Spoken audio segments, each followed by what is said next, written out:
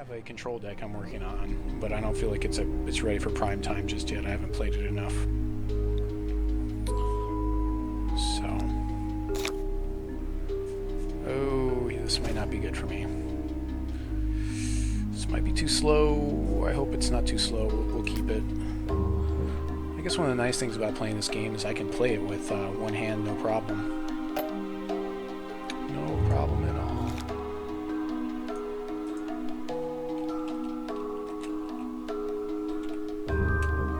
So, oh, he went down to 6, so that's good for me. I believe this is the challenge series, so this is the one that's open to everyone. I did my placement tournaments series game earlier, and it did not go so well. But I also got flooded on game 3, so that didn't help at all. And yeah, it wasn't very good for me. Can't deal with flyers very well in this deck. Of course, I do have Eternal Guardian now, and he would have locked up the game if I had drawn him. Interestingly enough, this morning, no ramp for me right now, but I can play this Crash Beast, so that's decent. That's at least a play.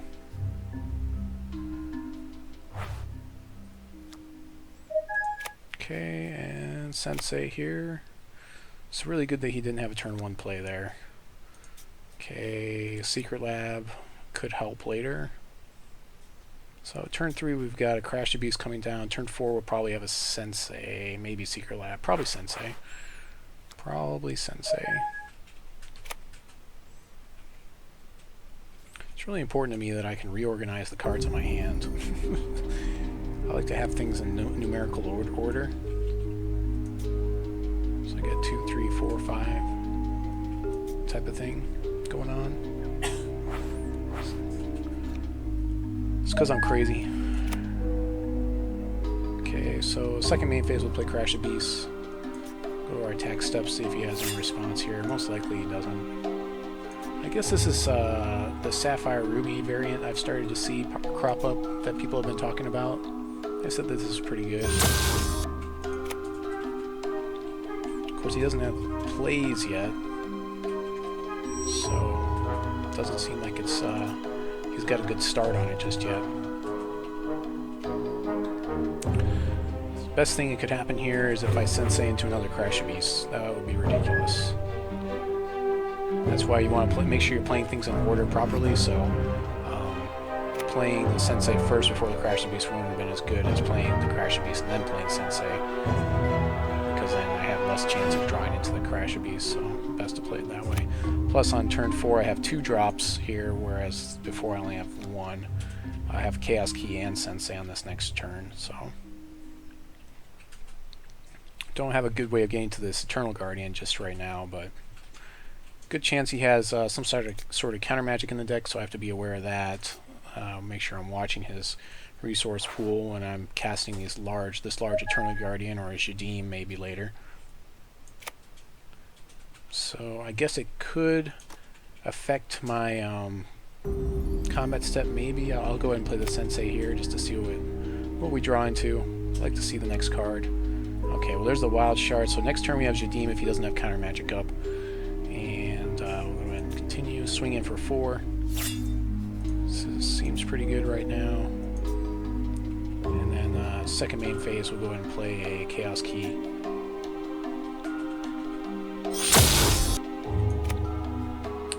So if he does leave counter magic resources up, I'll probably play the Secret Lab and try to draw it out. I only have 1 in the deck, so if he counters it, it doesn't really affect anything because he's only changing the cost on this single Secret Lab. I'd rather he counter that than Jadiim or Eternal Guardian. So we'll see. I also have a lot of pressure on the board, so if he leaves counter magic up, I definitely play these cards in the second main phase. This is the best thing to do. Let's see if he does something in our first main phase. He doesn't really have any type of board sweep in here. If he does, okay, switch. Okay, so that leaves me completely open to play Jadiim on the next turn. So I'll play it in the second main phase after I swing in with this Rhino. Although I guess he could burn me. Okay, well now I can't swing with Rhino because he's got enough first strike damage he can double block my Rhino, so looks like I'll just be playing Jadiim here. Luckily I gained life right before we played those, because these stopped me from gaining life. Chances are pretty good I won't gain life again for the rest of the game anyway, so... I could Chaos Key one of his witches, but I think I'd rather just wait to see if something bigger comes out. There's a Fist of Briggadon. That'll be good if I get to that 6th resource. So we'll go ahead and just play Jadiim out here and pass the turn.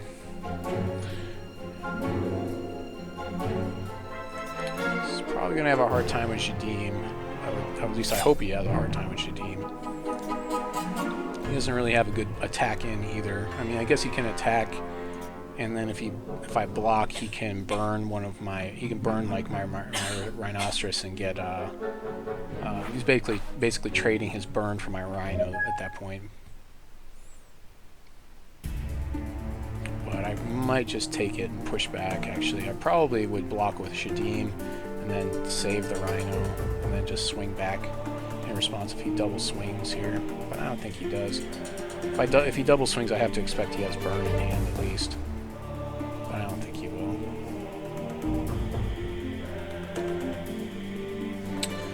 If he leaves resources up again, I have to be aware of his counter magic. So if I draw a resource, I can't play Fist if he leaves resources up. Okay, so he's playing Lord Alexander. Probably not going to help him too much here. So now he can't counter magic, so if I draw in a resource, I can play Fist here, which I definitely will do and swing for it a lot.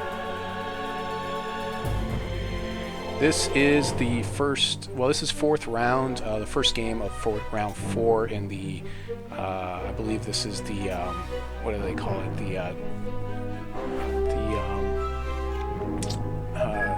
challenge series is what we're calling it. Yeah, this is game 1 in round 4 of the challenge series. So I'm going to play my sensei here to buff Jadiim, which will give me a good swing here. It'd be nice to draw a resource here, or a ramp card. Let's see, I've got 19 more resources, 4 Howling Braves, 4 Chlorophyllia, so that's like 20, quite a few ways to get to where I need to go. Okay, so he's going to time ripple something, Jadiim, I'm guessing. I'm guessing he's time rippling Jadiim.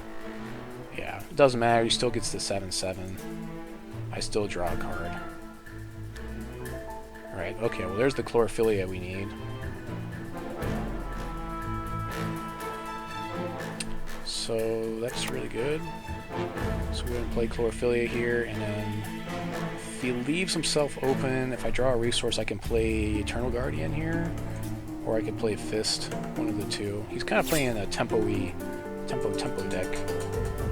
No real good attacks to make here. If he swings in, I'll block his Lord Alexander with the Rhino, but I don't think he'll swing that way. He can swing in with the Emberspire Witches. If he does, I expect that he has burn, so I won't block him.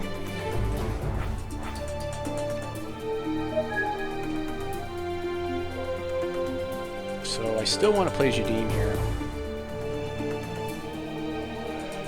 Probably next. Because then he just keeps getting buffed by other cards.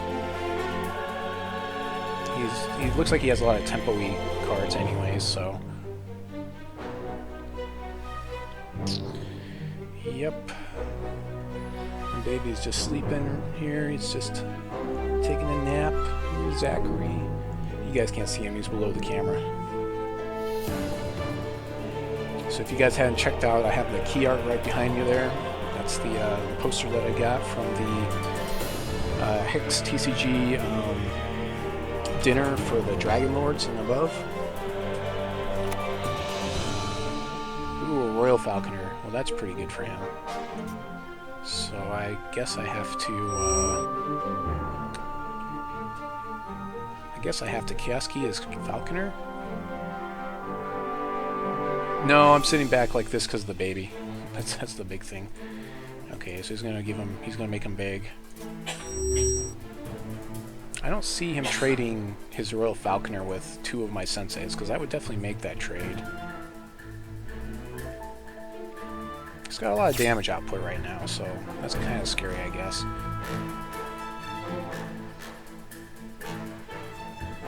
Yeah, taking 10 is quite a bit here, sure. Jadiim's big enough that he can block him, though.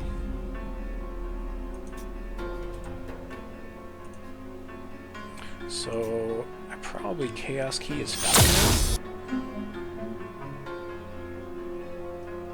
I guess. Chaos Key the Falconer. I mean, that's gonna kind of stifle me for a turn. Oh, there's another Chlorophyllia. I don't like doing that, but I think he might have more bounce.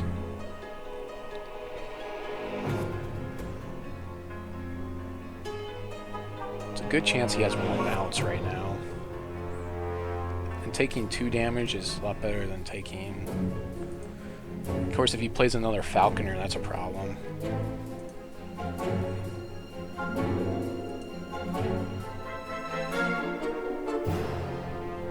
don't think he has any burn. I think I'm just going to kill his Falconer here.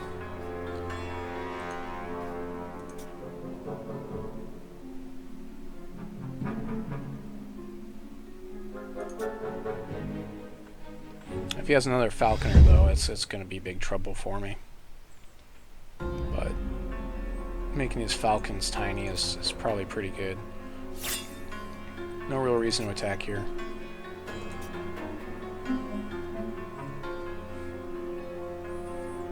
So that should stabilize my board state, hopefully. If he plays another Falconer, I'm in trouble. I lose.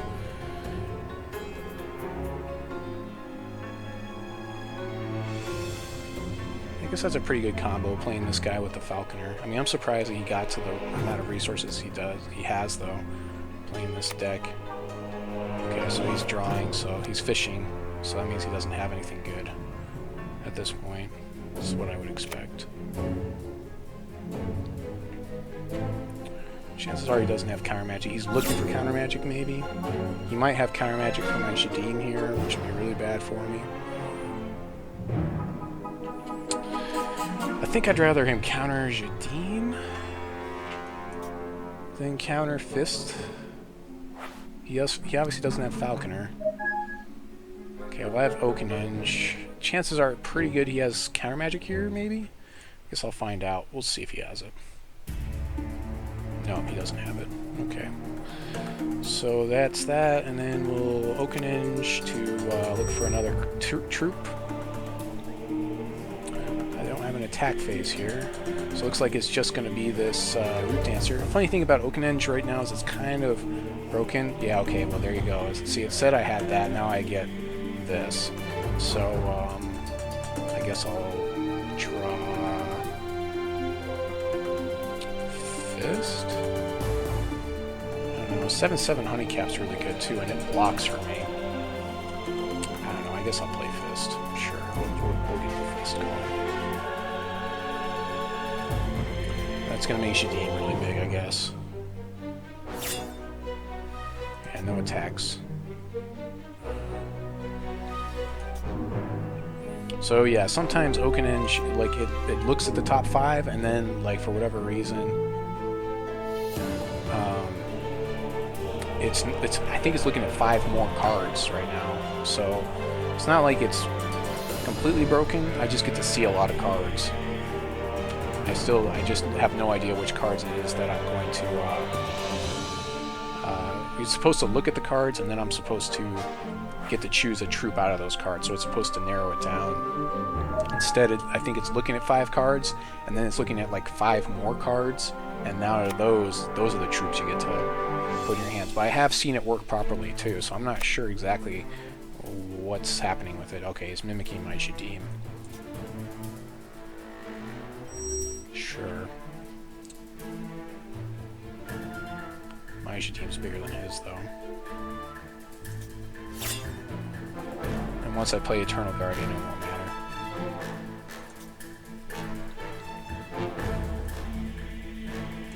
Well, I kind of have to sit on defense with Jadiim, unfortunately, though. I almost want to play, yeah, I think I want to play the Eternal Guardian more than Jadiim. I don't know, I guess if I play Fist, that puts pressure on the board. Jadiim, I need to block his Jadiim, though. There's a Crash Beast, that helps a little bit. So that Crash Beast... Now, he still has this wall of first strike damage up, so that really doesn't help very much. I think the play here is going to be Fist. Of course, he could have counter magic for my other Fist again, which would be a problem. But he hasn't been casting it, so I don't think he has it. Yeah, I didn't think he had it. So next turn, it's Fist is going to start going to work. And then another Fist will start going to work after that. So my Jadiim should be pretty far ahead of him. Most of my stuff costs a lot in the deck.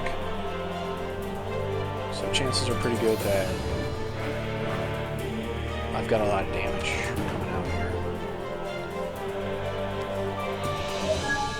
Now again, if he plays his Falconer, I mean, I don't know that I can withstand that much damage, because that's just too much flying damage. So I'm still not in a great spot here. If I see another Falconer, that's a big problem.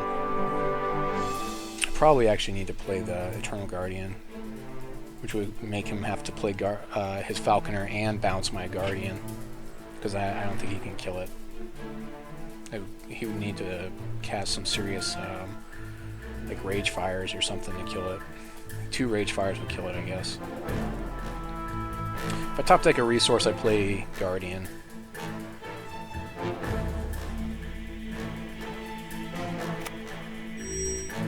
So Buccaneer or something. Oh, he's Buccaneering my Jadiim. That's frustrating.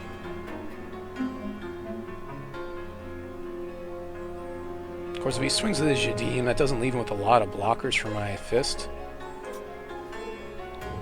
He plays another card. I mean, he's in a pretty good spot, though, still. His Jadiim can block my Fist all day, though, so he should be looking at that. So hopefully I won't take any damage here.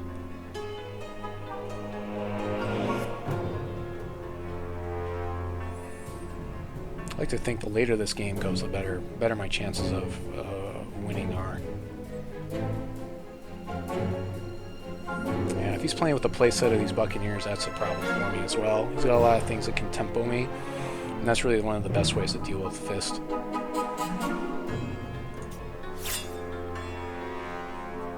Yeah, okay, he's going to give me 8.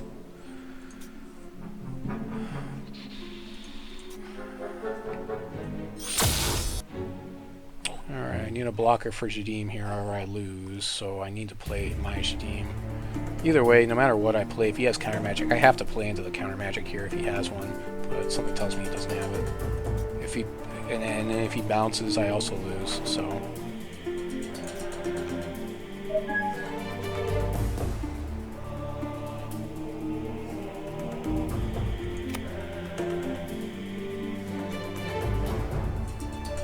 no matter what he counters, it's pretty bad.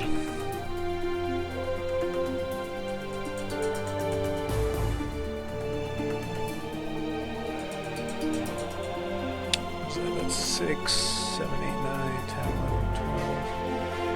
That's really not a lot. Yeah, I'm thinking this is his game, so what it looks like right now.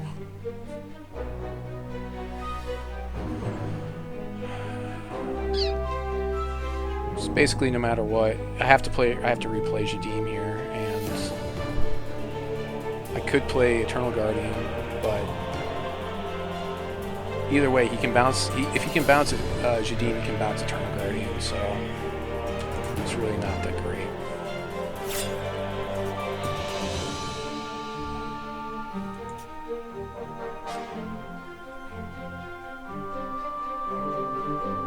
So I just have to hope he doesn't have any more bounce.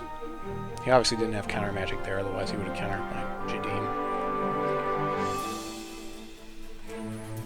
So Flyers beat me again, is what it looks like right now in this game. I don't know, 3 cards in hand, he might not have it. He's taking the damage. He can block this Fist all day. I really want him to sit on this board state and think that he needs to block this Fist. That's what I want to happen here.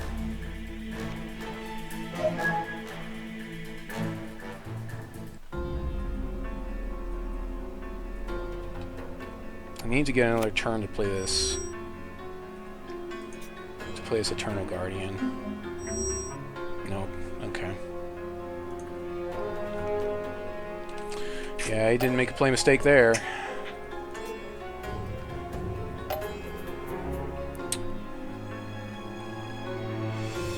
Yeah, this is the deck that I've been told about.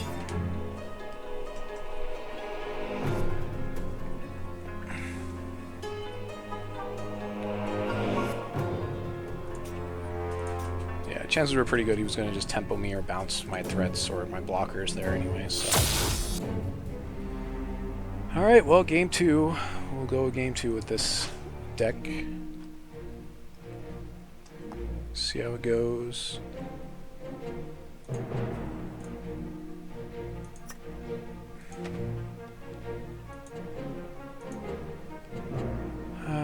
New ramp. I'd like to get my 1-2-3 going. Well, the Battle Beetle would have been really good there too. That's definitely I would definitely side that in. So I do have the 1-2-3 this time, so hopefully this game will be better for me. Yeah, I haven't seen any burn out of his entire deck, so that's kind of interesting. And his deck seems a little bit slow. Overall, it seems like it just kind of builds up and then plays like a really big drop. It's lucky he didn't get stifled on resources there, playing in 2 resources. That's the other big thing, so we'll see. We shall see. It looks like Zachary's awake now, so he can probably sit up a little bit. Oh.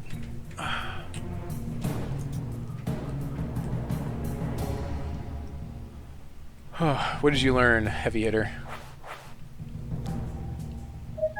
Oh, sure, yeah. I mean, that's a deck that I have heard about this deck that he's playing, so someone had told me about it.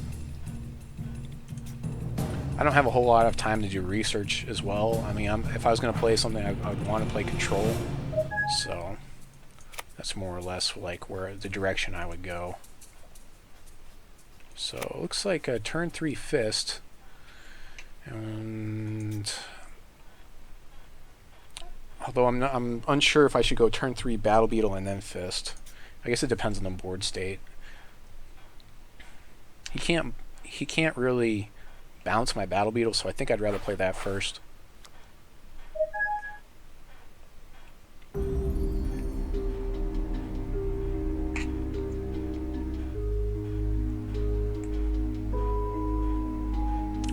Right, yeah, you can mimic anything.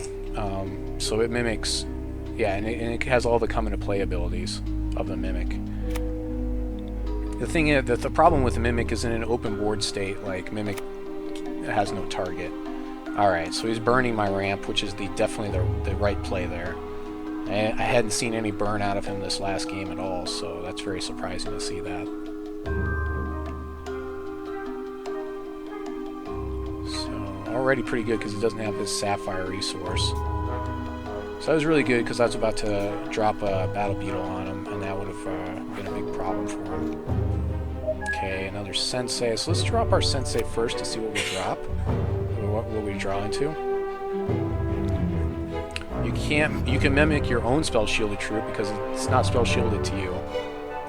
I'm gonna go ahead and Sensei again, I guess. There's Jadiim. Okay, that's good. Play this Wild Shard and then Oakhenge.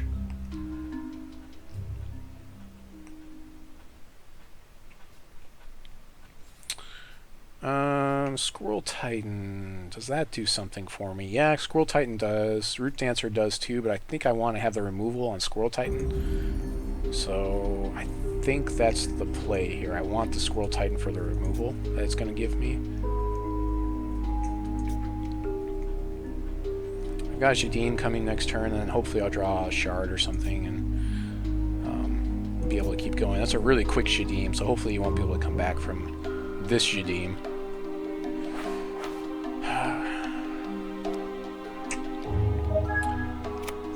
Kind of crazy that she costs 5. I mean, that's pretty crazy. Alright, well, now I have to remember not to use my champion ability because Emberspire Witch is on the board. I actually lost an 8-man tournament because I used my champion ability and forgot that the Ember Spire Witch was on the board.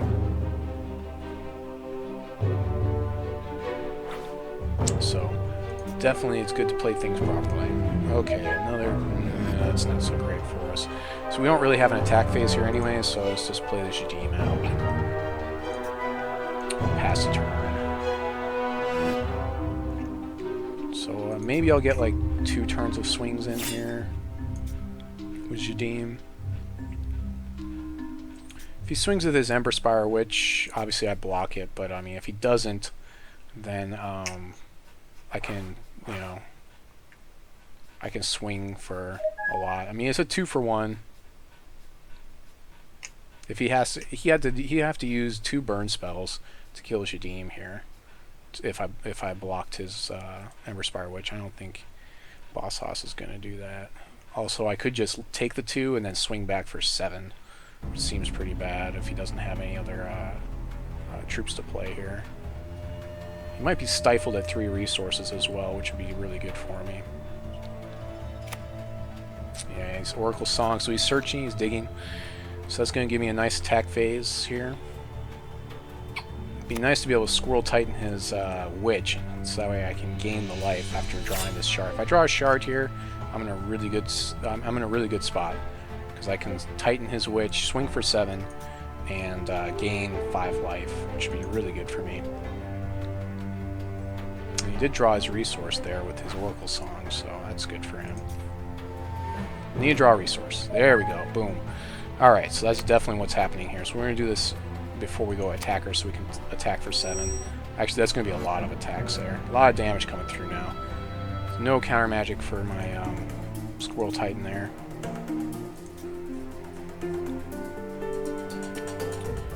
Big deal. That's a big deal. So swing for 13.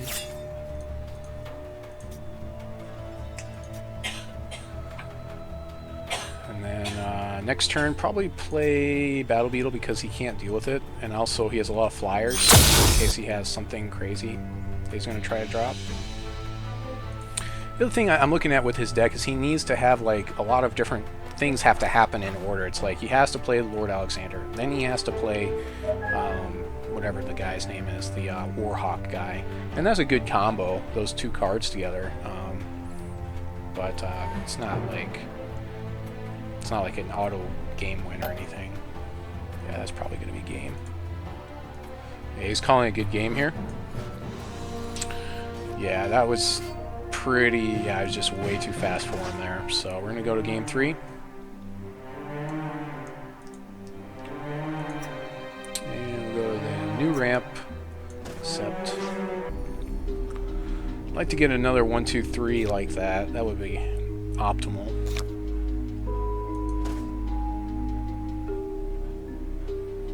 So this isn't playable. We have to toss this back.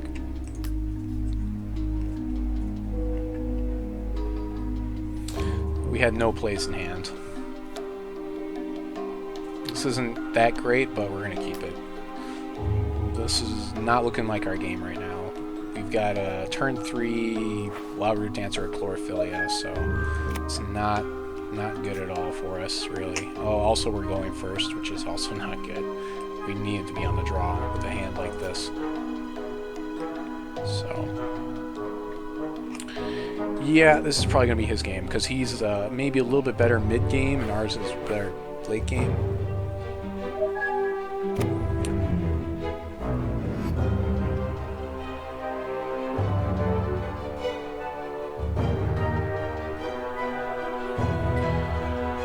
Now, if we do draw into a resource, I guess we can play a Root Dancer and then double buff Root Dancers instead of playing Chlorophyllia. Okay, well that kind of helps here. The Sensei will maybe get us some play action here. Okay, so that lets me buff the Sensei, I guess, and then or double buff Root Dancers or something. So I guess I have Root Dancer coming down next turn.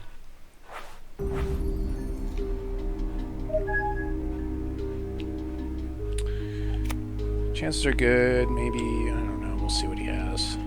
if he gets stifled on resources, that would be the best thing that could happen for us. There's no reason to play this Chlorophyllia because we have no 6-drops to play. So it'll be basically attack phase, swing Sensei. If we play this shard, it doesn't do anything because we still have to have 3 shards to play Root Dancer anyways. So we're going to play it. We'll go to our attack step, second main phase. We'll go ahead and play a Root Dancer here.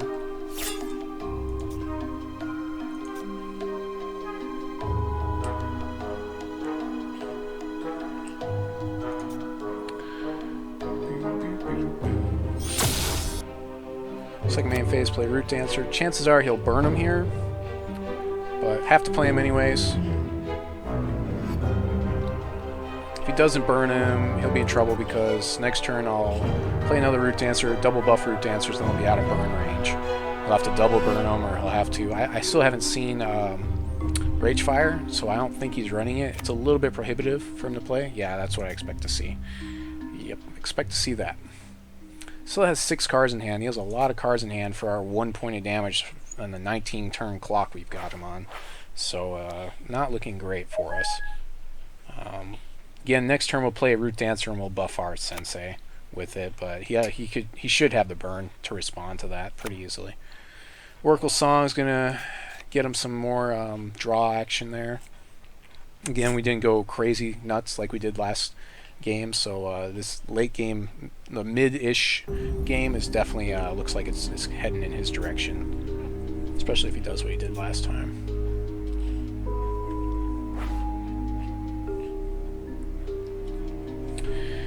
Yep.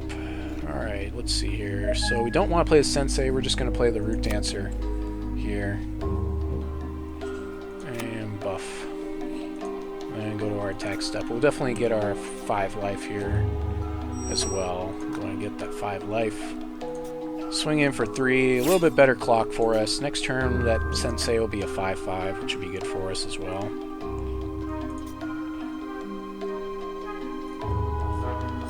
It's not crazy, but, you know, it'll some damage.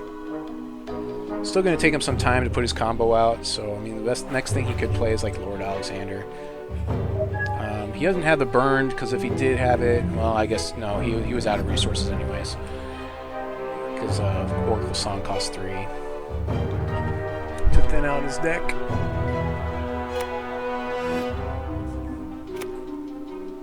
Eldritch Streamer, I cannot stop the Eldritch Streamer, so now I'm on a clock. He will not block with his Eldritch Streamer. There's no reason for him to. Just keep drawing cards off of him. It's the best thing you can do. Another card that's going to be a little bit clunky for this deck is the Eldritch Streamer, because he needs the 2 Sapphire resources in play to get it to go. It'll be really interesting to me in the future if we're allowed to attack our opponent's resource, our threshold values.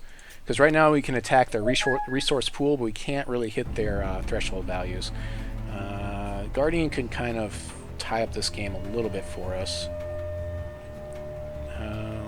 Let's go ahead and Sensei first. We can still play the Chlorophyllia, so we're fine with that. He has no resources to counter us. Okay, that's decent here. So I'm going to go ahead and buff that Sensei. If he bounces like Sensei's, that's really good for us. Second main phase, we'll play Chlorophyllia. So we're within range of our 6 drops, which is good if we draw into any of them. We obviously drew our Internal Guardian, which could tie up the game. And also, the Internal Guardian invalidates his Eldritch Streamer, because it says when he deals damage, he gets to draw a card, I believe, off this gem. And this says I don't get dealt damage. So if it's working properly, then Eternal Guardian should cancel out the effect of Eldritch Streamer as well as the damage. And he'll have to like bounce him. It's a really hard card for him to deal with. It's going to be a while before we get there. Zachary's starting to squirm around a little bit. He's starting to get a little antsy, aren't ya? Aren't ya? Aren't ya? Look at him. Look at all the people. Aren't ya? You know, fill up your diapers, huh? Okay. He's actually being really nice tonight, aren't ya? Aren't ya? Yeah. Yeah. Sure, I mean, but if you're only destroying like one resource, it's one thing. Like if you're doing an Armageddon where it's like all the resources, that sucks. That really sucks. Armageddon is an old white card. It costs 4. It said destroy all the resource. Thanks. Yeah, we like him. We're gonna keep him. So, actually, next turn, can I play? I can actually play my Eternal Guardian next turn, which is rather humorous. Just looking for answers, I'm guessing.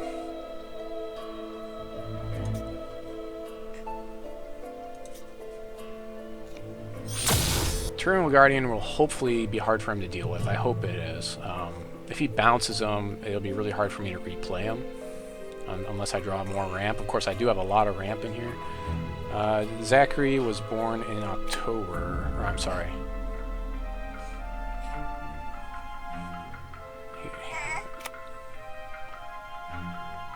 It was October 6th, wasn't it? Well, I'm kind of concentrating on this. Oh, there's that Falconer.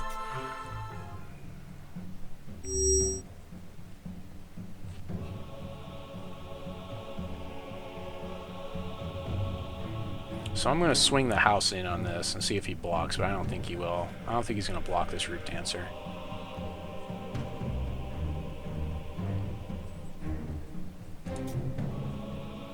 Yeah.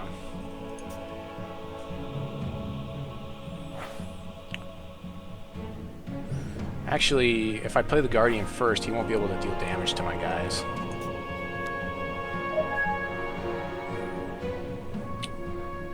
So I can spread out the damage here.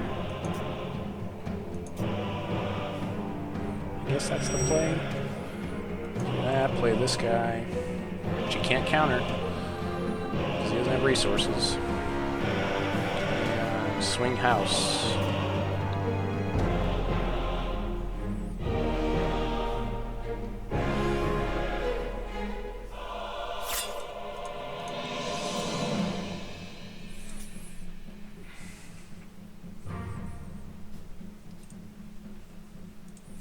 So he needs to kill this Eternal Guardian, and I'll never swing in with him, nor will I block with him. So he needs to bounce him, basically. That's all he can do. Wow, okay. I feel like I'm in a pretty good position here, 22 life, but we'll see what happens. Maybe he has a bounce spell for him, and he'll deal... He can still buff his guy and deal a lot of damage, so he might have the game here. I might have just given up the game by doing that. Because if he bounces him, he can, and then buffs his guy. That's 15, 16, 17, 18 damage right there. So that puts me at 4. He needs to deal 4 more damage. So we'll see if he has bounce here. He's got a Mimic for my Eternal Guardian. Well, this is going to be fun. That's great.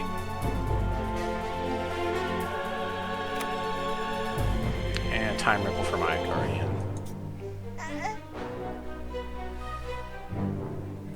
I can replay my Guardian at least here, so taking a lot of damage here. It's not good. I need a top deck at Chaos Key is what needs to happen. That's what needs to happen to win here.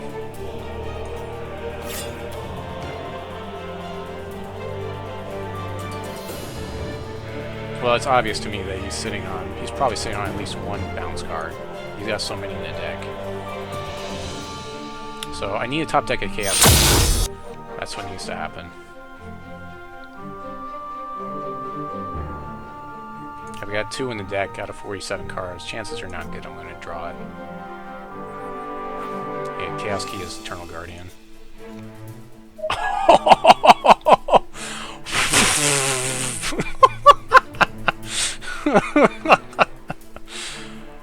Whew. Alright, we're going to play this properly. Oh my goodness. That's hilarious. And he has no resources to counter with. So, there you go. That's ridiculously lucky. Wow. That's crazy.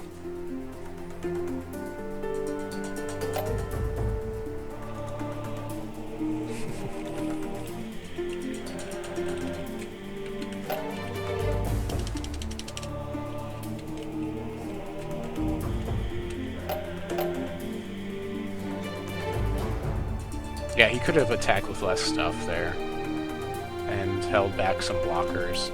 If he had done so, then yeah. Or if he had, he couldn't have traded my guys last turn. That would have been really bad. So, I mean, chances were pretty good I wasn't going to draw that Chaos Key. So,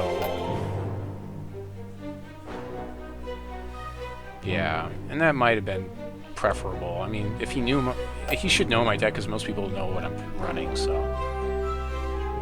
yeah. It was really his game until I top decked that. I mean, that's a ridiculous top deck. Because I only had, I have this and I have Argus, and Argus would have been too slow. So it was really only Chaos Key that could have saved me there.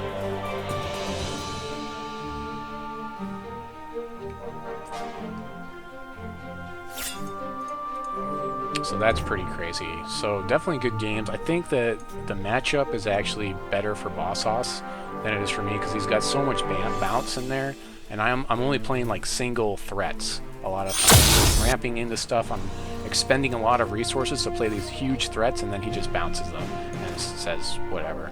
So definitely good games to Bosshoss. They're definitely very, very lucky that I came through on that one. And other than that, that's pretty much it for me tonight. So this is Aaron Squire signing off, saying God bless you and your families, and try not to rage too much out there.